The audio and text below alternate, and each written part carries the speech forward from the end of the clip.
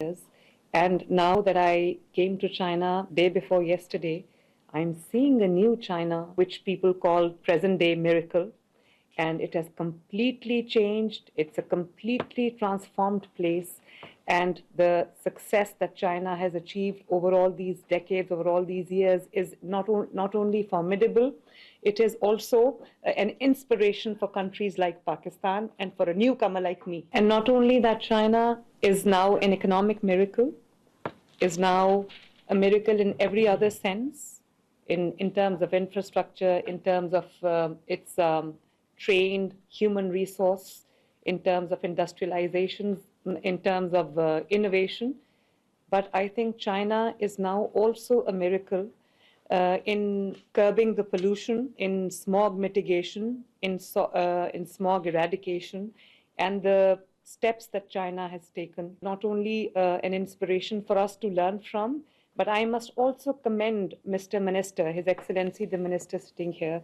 I was going through his profile and I saw how learned he is, and he's got the requisite education in the environment and ecology, and how much he has contributed to making China a better place, a more breathable place, and improving the air quality index. Placing him as a Minister of Ecology and Environment, it connotes China's seriousness about its environment and how it wants to improve the air quality, the environment. So it shows China's commitment. And also, I want to mention here that President Xi's philosophy of shared destiny.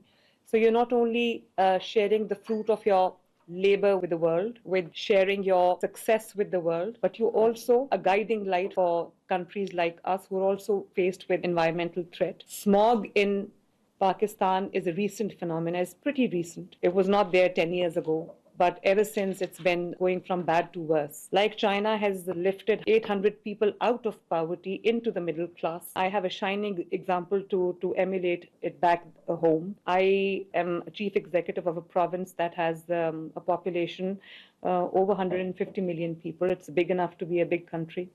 And we have our own set of challenges. Environment is one of them. I want to make Punjab into an economically viable, into a social welfare province where all the people, citizens of Punjab, have a sense of participation and have a sense of being looked after by the state and become the stakeholders. I'm also completely and absolutely committed to making Punjab into a climate resilient Punjab. And following in the footsteps of China, I have also striven to not only improve the environment, but also I've placed a person in the ministry as a Minister of Environment, the dynamic lady sitting on my left, who is very, very passionate about improving the environment, dealing with the environment-related issues, and she's very fervently and passionately following each and everything on minute-to-minute basis, daily basis, and the steps that she's taken, the agenda that she's following is very encouraging. I don't know what to put it down to, but usually in Pakistan, some 120 days are smog-ridden. We are surrounded in thick smog, but this time we have taken, obviously it's not something which happens overnight. So we have a short-term plan in place, we have a medium-term plan in place, and we also have a long-term plan in place. And there's nothing that improves environment over time, as China knows, because China set the bar high, and China's been at it since 2018. I know that because I went to the Blue Tech Clean Air Alliance that day, and I had a chance to exchange views with them and learn from what China has achieved over time. But the smog has literally disappeared in a few days' time. And I don't know what to put it down to, because there must be something behind it. But as I said, we are committed to contributing as much as we can, do everything under the sun to make air breathable for the people of Punjab. Whenever there's smog, we have to shut the schools down, we have to shut the industry down, everything comes to a grinding halt, everything comes to a standstill. And obviously it is for the betterment of the people, but it does take a toll on your economy, on people's health and the day-to-day affairs. So there is a complete plan that is in place which is environmental conservation, biodiversity conservation, sustainable development, and most critical areas where we are working on daily basis is air pollution, improving the air quality standards, and eradicating smog. And since assuming office in end of February, I have not only dealt with this problem on day-to-day basis, but I have given a complete, comprehensive, and an overarching first ever smog mitigation action plan, which is multi-sectoral, includes the steps taken in agriculture, transport, and industry. In agriculture, we are going big on e-mechanization, on replacing the old manual methods, stubble burning, and burning the remains of the crops that contribute to smog in a big way. So we are e-mechanizing everything, replacing the old machinery with machinery like super seeders.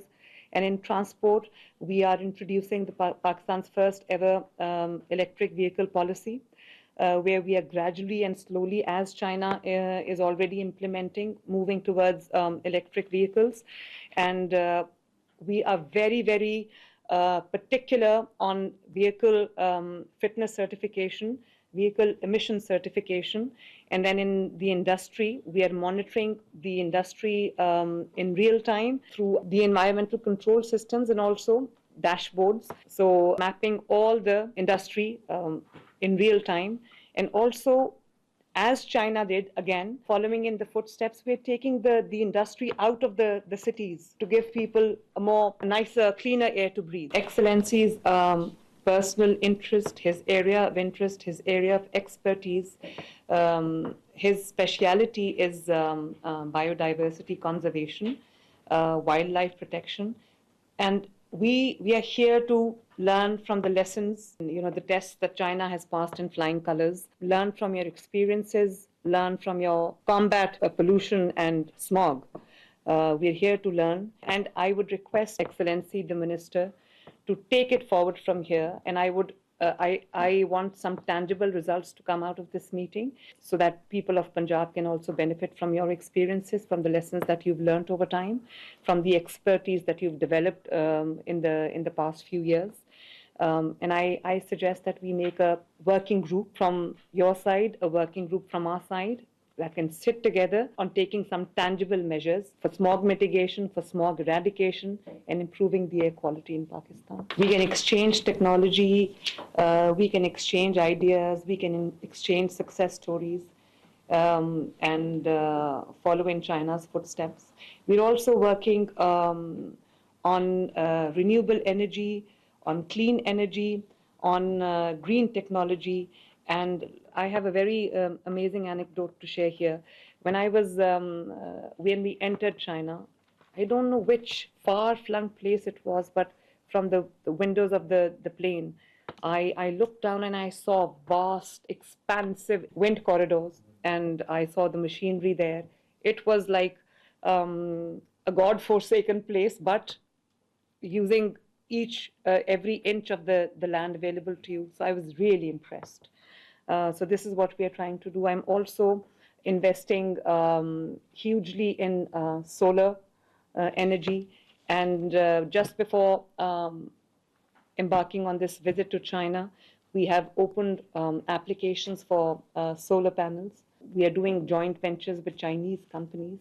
And because people are bogged down by the increasing energy costs, and it does affect industry and the household equally.